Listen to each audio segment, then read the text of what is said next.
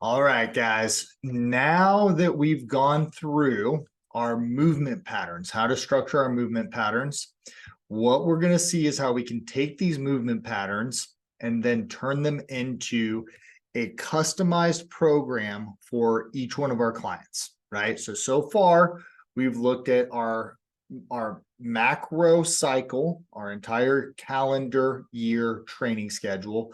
We've looked at each week how we account for our frequency, and then we've looked at how we structure our workouts. All right, so we've got our movement patterns.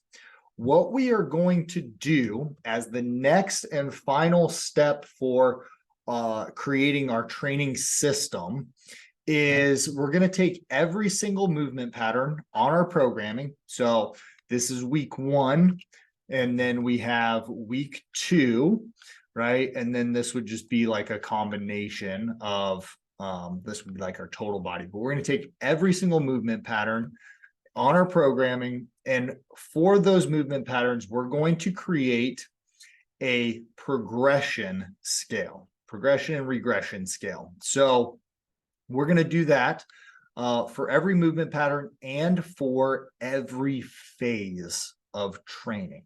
Okay, so this is an example. You see the phase, and I have listed hypertrophy, and then you see movement, and you see squat pattern. Okay, so our movement pattern is a squat, and then we have actual exercises, but we have exercises starting at our most basic regress level. So you see -3, and then you see assisted sit to stand. Okay, assisted sit to stand to plate cadence squat to a box, stability ball hack squat, goblet squat, double kettlebell racked box squat, and so on and so forth. There are 7 progressions on this scale. Okay, and then when we drop down, you see an example of a strength phase, same movement pattern, squat, -3 assisted squat, and then -2 sit to stand, plate cadence squat. And so we're creating essentially a progression scale for each one of our phases, right? And we would do this for the endurance phase, we would do this for deload, we would do it for general preparedness, and you would do this for any phase that you're going to create on your macro cycle. Okay, so any phase you have on your annual calendar, and any movement pattern that you put on your programming, you're going to create a list essentially of 7 exercises for that. And you want to think about these in a progressive scale. So you see we have our base movement. So hypertrophy squat, we've got goblet squat, okay, for our base movement. There are 3 regressions, 3 levels of regressions, and 3 levels of progressions, but these are designed really in a systematic approach of, I've got a new client, they're a -3, they start with this exercise, and then they progress to this exercise, then they progress to this exercise. The reason for that is because we're going to take clients and we are going to have them do our workouts, but we're going to assess and score every single one of their movement patterns on our programming. Okay, so you can see I have Jane Fitness and Joe Fitness here, husband and wife team, we'll say, and they're working out side by side, same phase, same day, same workout, but on the right side of their workout, you can see scores, and their scores are different. So what we're going to do is we're going to take all of our clients, we're going to take that whole entire training system that we just covered in all of these videos, and we're going to turn it into a customized program by assessing and scoring our clients' movement patterns, and the movement patterns plus the client scores are going to determine the exercises that our clients are doing. Okay, so we have Jane Fitness and Joe Fitness. They're doing the same movement patterns, the same workout, but they have different scores, different capabilities of what's appropriate for them, what they're capable of. And that is going to determine the difficulty of their exercises.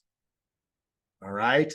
So that's why the movement matrix is so important. We are creating a progression and regression scale.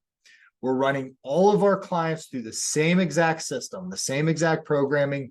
We're assessing and scoring our clients.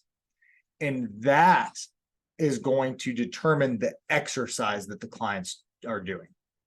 So if you go back to the beginning, when I just briefly discussed what semi-private training is, semi-private training is personal training done in a setting where our coaches are working with multiple clients at the same time, but it still needs to be a customized program for them. What we have done is we've taken the most universal system for training and turned it into the most customized system of training, because not only is the client getting a specific difficulty level of an exercise, but they are getting a specific difficulty level of an exercise for every single movement pattern. Nobody, unless they're just basically have one client and they're writing programming just for that client, nobody has that degree of customization, right? We're looking at every body part, every movement pattern, and scoring that and assigning specific exercises based off of that score. And so that's how our semi-private pro app works. It translates this into this for the client and the coach in real time, which makes it really easy. But guys, that's how you should program for semi-private training. It's scalable. It's easy for your coaching staff to deliver. It's easy for your clients to understand, like, hey, this is a global system, but it's so customized for me that it's now they don't feel like they are lacking any personalization at all. All right. So just think of what we've done. We've taken universal programming, turned it into a customized training program for our clients. That's the power of the movement matrix, right? And you guys can take that movement matrix and decide what exercises are most appropriate based off of how you train and based off of the equipment you have and all of that, but build it out one time. And then you don't have to build it out ever again. You don't have to program ever again. This programming, the system is evergreen. All you have to do is assess and score your clients.